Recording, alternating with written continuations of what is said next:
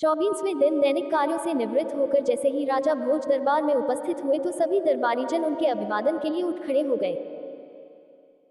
राजा भोज ने सभी का अभिवादन स्वीकार कर उन्हें बैठने के लिए कहा और स्वयं सिंहासन की ओर चल पड़े, लेकिन जैसे ही उन्होंने सिंहासन की पहली सीढ़ी पर कदम रखना चाहा तभी सिंहासन में जड़ित 24वीं पुतली उनके सामने प्रकट होकर बोली, ठहरो राजा भोज, पहले मेरे मुख से राजा विक्रमादित्य की कला मर्मज्ञ होने से संबंधित एक कथा सुन लो।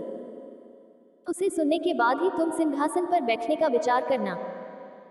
इतना कहकर पुतली राजा भोज को कथा सुनाने लगी। राजा विक्रमादित्य सच्चे ज्ञानियों के बहुत पारखी थे। वे उनके अनुभव और ज्ञान का भरपूर सम्मान करते थे। एक दिन वे वन में किसी कारण विचरण कर रहे थे। तभी अचानक उन्होंने दो आदमियों की बातचीत सुनी। उनकी बातचीत सुनकर विक्रमादित्य समझ गए कि उनमें एक ज्योतिषी है।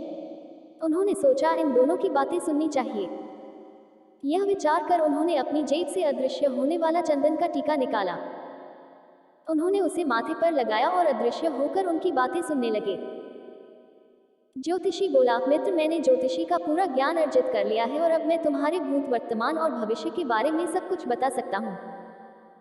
ये कहकर उसने बड़े गर्व से अपने साथी को एक मृत पशु की हड्डी दिखाते हुए कहा, ये हिरण की हड्डी है, इसे शरीर छोड़े हुए 4 वर्ष हो चुके हैं। ज्योतिषी की बातों पर उसके मित्र साथी ने कोई रुचि नहीं जताई। तभी ज्योतिषी की नजर जमीन पर अदृश्य विक्रमादित्य के पदचिन्हों पर पड़ी। ये देखकर उसने अपने साथी से कहा, इन पदचिन्हों को देख रहे हो, ये किसी साधारण मनुष्य के नहीं हैं। मेरे ज्योतिषी ज्ञान के अनुसार यह पदचिन्ह किसी राजा के होने चाहिए। मुझे लगता है कोई राजा नंगे पांव यहाँ से गया है। ये कहकर ज्योतिषी अपने मित्र को साथ लेकर पदचिन्हों का अनुसरण करता हुआ आगे बढ़ने लगा। काफी दूर आगे निकलने पर उसे एक लकड़हारा पेड़ के नीचे लकड़ियां बटोरता हुआ दिखाई दिया। उसने लकड़हारे से पूछा, क्यों भाई, तुम इस पेड़ पर लकड़ी कब से काट रहे हो? क्या तुमने इधर से किसी राजा को नंगे पांव पैदल चलते देखा? ये सुनकर लकड़हारा बोला, मैं सूर्य निकलने से पहले ही इस पेड़ पर लकड़ी काट रहा हूँ। इधर से कोई राजा तो क्या, कोई घास काटने वाला भी नहीं गया। फिर राजा वन में क्यों चलने लगा? ज्योतिषी सोचने लगा, इधर से जब कोई राजा नहीं गया तो फिर यह किसके पांव के निशान हैं? साधारण आदमियों के तलवों में ऊर्ध्व रेखा और कमल के फूल होते नहीं। ये सोचकर ज्योतिषी ने लकड़हारे से कहा, भाई, क्या तुम अपने दाहिने पैर का तलवा मुझे दिखा सकते हो? लकड़हारे ने आश्चर्य से कहा, क्यों, किस उद्देश्य से? ज्योतिषी बोला, भाई, मैं ज्योतिषी विद्या का ज्ञानी हूँ। लेकिन लकड़हारे ने अपने पैर के तलवे दिखाने से इनकार कर दिया। तब ज्योतिषी ने कहा, अरे भाई, मेरी बात समझने की कोशिश करो। फिर उसने कुछ दूर स्पष्ट नजर आ रहे पदचिन्हों की ओर संकेत करके कहा, मैं उनके विषय में निश्चित होना चाहता हूं कि वे तुम्हारे पैरों के हैं या किसी और के। आखिर लकड़हारे ने ज्योतिषी को अपने दाहिने पैर का तलवा दिखा दिया। ज्योतिषी उस आदमी के तलवे में देखकर आश्चर्यचकित हो उठा, क्योंकि उसके तलवे में ऊर्ध्व रेखा और कमल के फूल थे। ऊर्ध्व रेखा और कमल के फूल राजा के पैर के तलवे में होते हैं, लेकिन ये लकड़हारा तो साधारण आदमी है। ज्योतिषी के मित्र ने भी लकड़हारे के पैर में बनी कमल आकृति को देखा और इस बात से संतुष्ट हो गया कि पदचिन्ह के आधार पर उसके ज्योतिषी मित्र ने वैसा पांव ढूंढ लिया। उसने कहा, मित्र, अब तुम इस बात को साबित करो कि यह ऊर्ध्व रेखा और कमल आकृति वाला पांव युक्त व्यक्ति राजा ही है। ज्योतिषी बुरी तरह चकरा गया। उसने लकड़हारे से पूछा, तुम लकड़ियां काटने का काम कब से कर रहे हो? लकड़हारा बोला, जब से मैंने होश संभाला है। ये तो अपना पुश्तैनी काम है। मेरे पिता और दादा भी इसी काम को करते थे। ये सुनकर ज्योतिषी चुप हो गया। उसके हृदय को बड़ा आघात लगा। वह सोचने लगा, उसने इतनी मेहनत से ज्योतिषी विद्या पाई है, क्या उसकी मेहनत व्यर्थ गई? मेरी ज्योतिषी विद्या के अनुसार ऊर्ध्व रेखा और कमल के फूल से युक्त तलवे वाले मनुष्य को राजा होना चाहिए, लेकिन ये तो एक साधारण लकड़हारा है। नहीं, मेरा ज्योतिषी ज्ञान गलत नहीं हो सकता। ये लकड़हारा जरूर किसी राजकुल से है तथा किसी परिस्थितिवश लकड़ी काटने का काम करता है। अपने ज्योतिषी मित्र को इस प्रकार सोच विचारों में डूबा देख उसका मित्र बोला, अब कहो क्या कहते हो? पहले ही परीक्षण में तुम खोटे सिक्के निकले। ज्योतिषी बोला, नहीं मित्र, यही बात नहीं है। मेरा ज्ञान कदापि झूठा नहीं हो सकता। प्रमाण के लिए मैं राजा विक्रमादित्य के पैर देखना चाहता हूँ। देखूं उनके पांव के ये लक्षण हैं या नहीं। अगर उनके पाँव में ये लक्षण है या नहीं हुए तो मैं अपनी ज्योतिषी शास्त्र की पुस्तकों को जला दूंगा। उसी दिन दोनों मित्र उज्जैन नगर पहुंचे। राजा विक्रमादित्य के दरबार में पहुंचकर ज्योतिषी मित्र ने निवेदन किया, महाराज, मैं ज्योतिषशास्त्र का पंडित हूँ। मैं आपके पैरों के तलवे की रेखाएं देखना चाहता हूँ।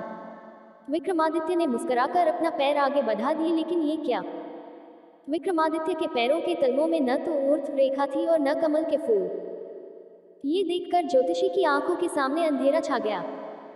उसे जबरदस्त धक्का लगा और वह बिना कुछ कहे वहां से जाने लगा। ज्योतिषी को इस प्रकार उदास जाते देख विक्रमादित्य ने पूछा, क्यों ज्योतिषी जी, क्या बात है? मेरे पैरों की रेखाएं देखकर आप इतने दुखी क्यों हो गए? सब कुशल तो है ना? आप बिना कुछ बताए ही क्यों जा रहे हैं? ज्योतिषी ने विक्रमादित्य को पूरी बात बताते हुए कहा, महाराज, ज्योतिषशास्त्र में लिखा है कि मनुष्य के पैरों के तलवों में ऊर्ध्व रेखा और कमल के फूल होते हैं। वह बहुत बड़ा राजा होता है, लेकिन आपके पाँव में ऐसा कुछ भी नहीं है, फिर भी आप इतने बड़े साम्राज्य का सुख भोग रहे हैं। ऐसा कैसे संभव है? मैंने जंगल में एक ऐसे आदमी को देखा जिसके पैर के तलवे में ये लक्षण थे, लेकिन वह आदमी लकड़ी काट रहा था। महाराज, ये सब देखने के बाद मैं इस नतीजे पर पहुंचा हूं कि मेरा ज्योतिषी ज्ञान झूठा है। ज्योतिषी की बात सुनकर विक्रमादित्य हंसते हुए बोले, ज्योतिष जी, क्या आपका विश्वास अपने ज्ञान तथा विद्या से उठ गया? ज्योतिषी बोला, बिल्कुल महाराज, मुझे अब अपने ज्ञान और विद्या पर रत्ती भर भी विश्वास नहीं रहा। ये कहकर उसने अपने मित्र से चलने का इशारा किया। जैसे ही वे चलने को तैयार हुए, विक्रमादित्य ने उन्हें रोकते हुए कहा, ठहरो ज्योतिषी जी। ये सुनकर दोनों रुक गए। तब विक्रमादित्य ने एक चाकू मंगवाया और उससे अपने पांवों के तलवे खुरचने लगे। तब उन्होंने ज्योतिषी से कहा, अब आप मेरे पांव के तलवे देख लीजिए। ये देखकर ज्योतिषी आश्चर्यचकित रह गया। अब उसे राजा के तलवों में ऊर्ध्व रेखा और कमल का फूल स्पष्ट नजर आ रहे थे। तब विक्रमादित्य ने कहा, जंगल में तुमने जिस लकड़हारे के पैर देखे थे वह मैं ही था। मैंने तुम्हारा भ्रम मिटाने के लिए अपने तलुओं पर खाल की परत चढ़ा दी। ज्योतिषशास्त्र तो पढ़ा है, लेकिन अधूरा पढ़ा है, क्योंकि हाथों और पैरों की रेखाओं से ही कोई आदमी बड़ा छोटा नहीं होता। मनुष्य को बड़ा या छोटा उसके कर्म बनाते हैं। इसके लिए परीक्षणों की आवश्यकता नहीं पड़ती। ये सुनकर ज्योतिषी विक्रमादित्य के चरणों में गिरकर बोला, मैं धन्य हूँ महाराज, जो आप जैसे ज्ञानी और विवेकवान राजा के राज्य में रहता हूँ।